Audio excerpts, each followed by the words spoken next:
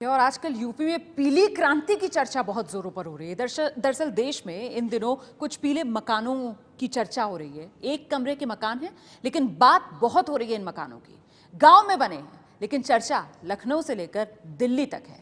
आखिर क्या है इन पीले मकानों की कहानी? देखिए और फिर सोचिएगा जरूर।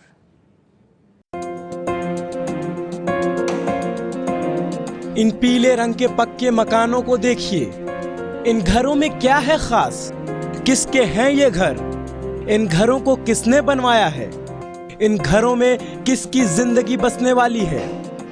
और सबसे बड़ा सवाल कि हम आपको इन मकानों को क्यों दिखा रहे हैं? इन सारे सवालों के जवाब आपको आगे मिल जाएंगे, लेकिन उससे पहले इन पीले रंग के पक्के घरों को अच्छे से देख लीजिए।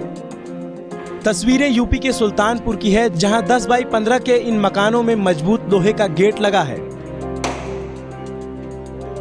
रोशनी के लिए एक बड़ी खिड़की लगाई गई है, साथ ही शौचालय भी बनवाया गया है। इन्हें किसने बनवाया है ये भी बताएंगे, लेकिन उससे पहले जिनको ये मकान मिले हैं उनकी सुन लीजिए। रहने के लिए कोई जगह नहीं थी, भेजते थे।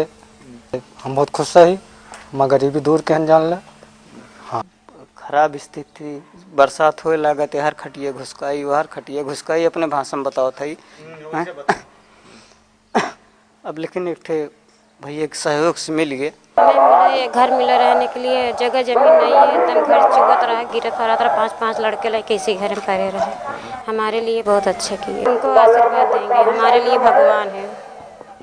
घर पाने वाली महिला कसीरुल निशा के भगवान कोई और नहीं बल्कि सुल्तानपुर के सांसद वरुण गांधी हैं। कसीरुल पहले इस छप्पर के कच्चे मकान में अपने बच्चों के साथ रहती थीं, लेकिन वरुण की सौगात से कसीरुल की जिंदगी गुलजार हो गई है। सोनभद्र में आज हम लोग ये घर बनाने का, अपने सपनों का घर बनाने का ये काम यहाँ से शुरू कर रहे हैं।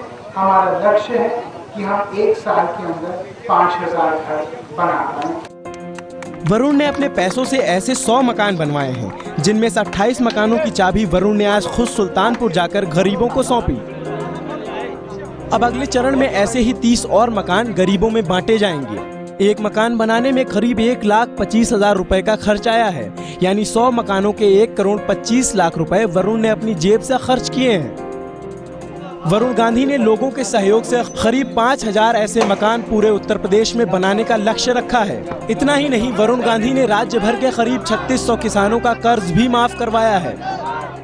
अभी तक 3,662 किसानों को हम लोगों ने ऋण मुक्त किया है, और मैं चाहता हूँ इसको और व्यापक रूप देके टेक्नोलॉजी के माध्यम से हम लोग 10,000 किसानों को अगले 1 साल में ऋण मुक्त करें।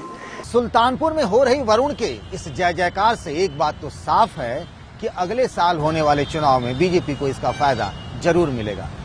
इतना ही नहीं, लोग तो अब वरुण गांधी को यूपी में बीजेपी का सीएम उम्मीदवार बनाने तक की भी मांग कर रहे हैं। चुनाव से ठीक पहले वरुण की ये पीली क्रांति क्यों हुई? उन्होंने ये कदम क्यों उठाया? इसका जवाब उस राजनीति में खोजा जा सकता है जिसका इंतजार इस देश के गरीब लोगों को सबसे ज्यादा है।